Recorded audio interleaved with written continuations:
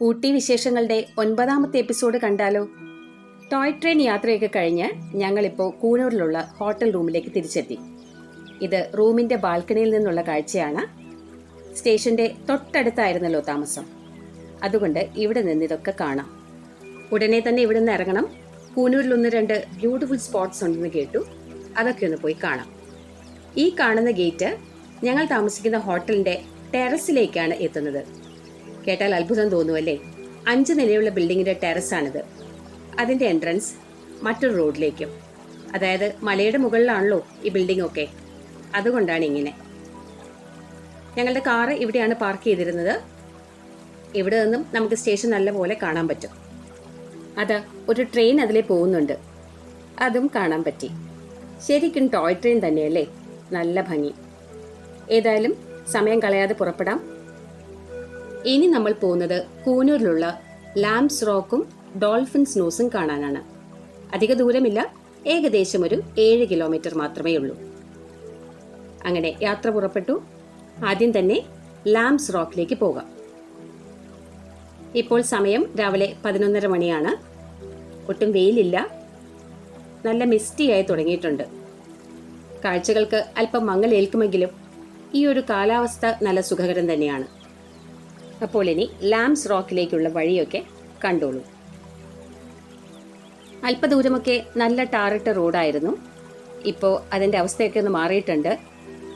നല്ലവണ്ണം പൊട്ടിപ്പൊളിഞ്ഞ അല്പം ഹംപിയായിട്ടുള്ള റോഡാണ്. തലേ ദിവസം രാത്രി മഴ പെയ്തതുകൊണ്ട് എല്ലായിടത്തും വെള്ളക്കെട്ടുമുണ്ട്.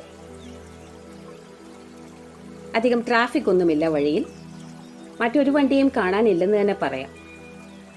മുൻപത്തെ വീഡിയോസ് കാണാത്തവർക്ക് വേണ്ടിയിട്ട് പറയുകയാണ്, ഇത് ജൂലൈ ലാസ്റ്റ് വീക്കുള്ള യാത്രയായിരുന്നു. അതുകൊണ്ട് തന്നെ ഒട്ടും സീസൺ അല്ലാത്ത സമയവുമാണ്. അതാ ഇപ്പോൾ നമ്മൾ കുറച്ച് ടീ പ്ലാന്റേഷൻസ് ഒക്കെ കണ്ടു തുടങ്ങി. കുറച്ചുകൂടെ മനോഹരമായ ഒരു സ്ഥലത്തെത്തിയിട്ടുണ്ട്. കോടമഞ്ഞുകൊണ്ട് ചുറ്റും മൂടിക്കിടക്കുകയാണ്. ലാംസ് റോക്കിൻ്റെ കാഴ്ചയൊക്കെ എത്രത്തോളം സാധിക്കുമെന്നറിയില്ല. ഏതായാലും പോയി നോക്കാം. ഇവിടെ ഈ 2 പോയിന്റ് മെയിനായിട്ട് കാണാനുള്ളൂ, ലാംസ് റോക്കും ഡോൾഫിൻസ് നോസും.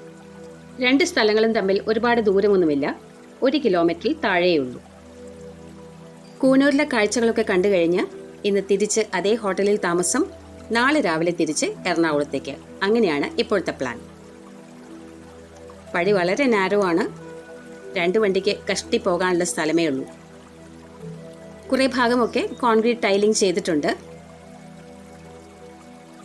ഒരു ജംഗ്ഷൻ എത്തുന്നത് പോലെ തോന്നുന്നു.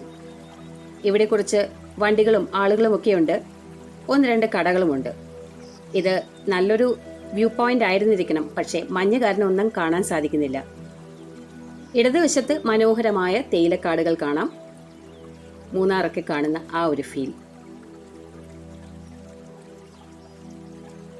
ഉടനെ തന്നെ വഴിക്ക് വ്യത്യാസം വന്നു. ഇപ്പോൾ എന്തോ ഒരു കൊടുങ്കാട്ടിലേക്ക് കയറുന്ന പ്രതീതി. ആകെ ഇരുട്ടടച്ചിരിക്കുന്നു. ഇത്രയും നേരം കണ്ട വെളിച്ചമൊന്നും ഇവിടെയില്ല.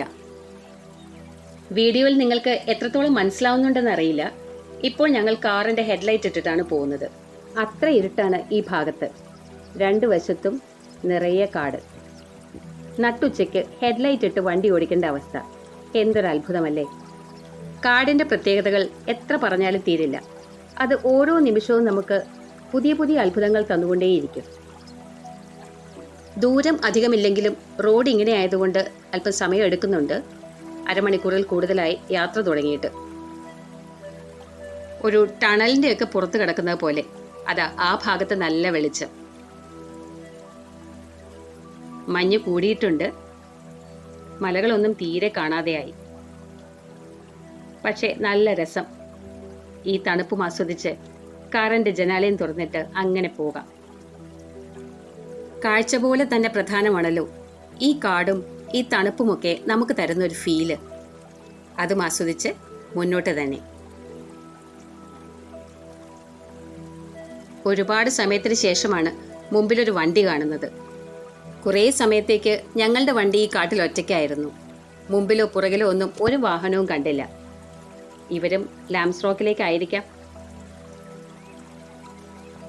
ഈ യാത്രയും നിങ്ങൾ ഒരിക്കലും മിസ് ചെയ്യരുത് കേട്ടോ. വളരെ സന്തോഷകരമായ ഒരു അവസ്ഥയാണിത്. പ്രകൃതി നമുക്ക് കനിഞ്ഞനുഗ്രഹിച്ച സമ്പത്താണിതൊക്കെ. അതാ ലാംസ് റോക്കിലേക്ക് എത്താറായിട്ടുണ്ട്. അവിടെ ഒരു ബോർഡ് കണ്ടു. ലാംസ് റോക്കിലേക്ക് എത്തുന്നതിന് മുമ്പ് തന്നെ ഒരു ചോക്ലേറ്റ് ഫാക്ടറി കണ്ടു. ഇതിന്റെ മുകളിൽ നിന്നാൽ മനോഹരമായ കാഴ്ചകൾ കാണാം. ഏതായാലും കയറി നോക്കാം. മഞ്ഞ് മൂടിക്കിടക്കുന്നതുകൊണ്ട് അത്രയ്ക്ക് ക്ലിയർ ആയിട്ടൊന്നും കാണാൻ സാധിക്കുന്നില്ല. ഇവിടെ നിന്ന് നോക്കുമ്പോൾ സ്ലീപ്പിംഗ് ബ്യൂട്ടി എന്നൊരു മൗണ്ടൻ കാണാൻ സാധിക്കുമത്രേ. കണ്ടാൽ ഒരു കിടക്കുന്ന സ്ത്രീരൂപം പോലെ ഇരിക്കുമത്രേ. എന്തായാലും അതൊന്നും കാണാൻ സാധിക്കുന്നില്ല. മാർച്ച് ഏപ്രിൽ മാസങ്ങളിലാണെങ്കിൽ നമുക്ക് ഈ കാഴ്ചകളൊക്കെ വളരെ ഭംഗിയായിട്ട് കാണാം.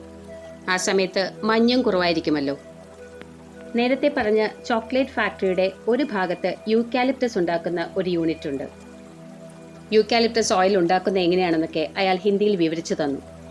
500 ലിറ്റർ കപ്പാസിറ്റിയുള്ള ഈ ടാങ്കിനുള്ളിൽ പകുതിയോളം ഉണങ്ങിയ യൂക്കാലിപ്റ്റസ് ഇലകൾ നിറയ്ക്കും, ബാക്കി പകുതി വെള്ളവും. എന്നിട്ട് ഈ ഫേർണസിന് തീ കൊളുത്തുകയാണ്.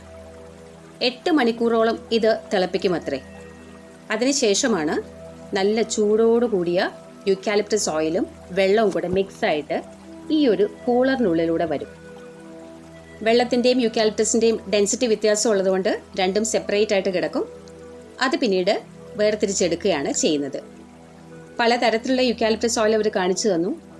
മഞ്ഞ നിറത്തിലും വെള്ള നിറത്തിലും പച്ച നിറത്തിലുമൊക്കെ.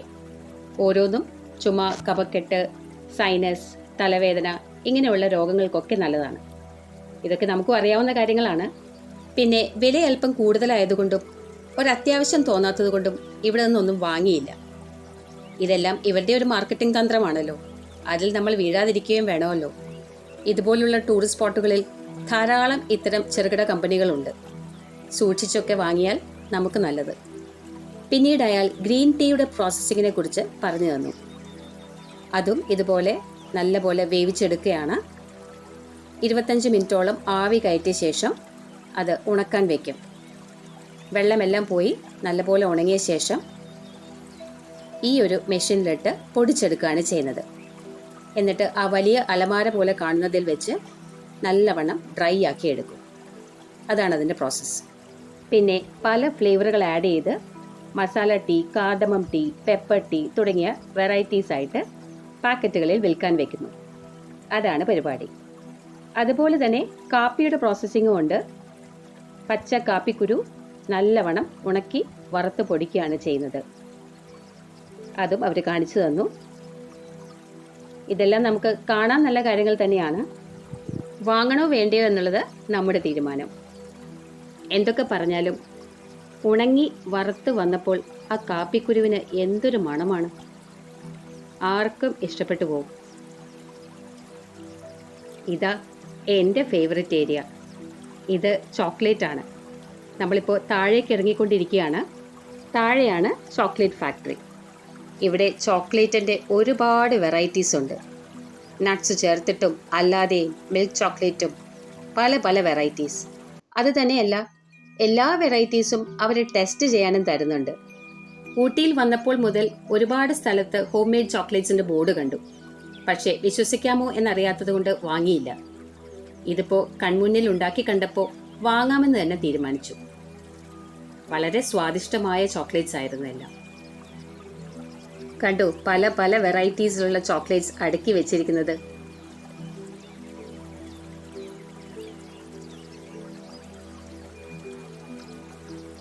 ഇഷ്ടപ്പെട്ട കുറച്ച് ചോക്ലേറ്റ്സും വാങ്ങി ഇവിടെ നിന്ന് സ്ഥലം വിടുന്നു.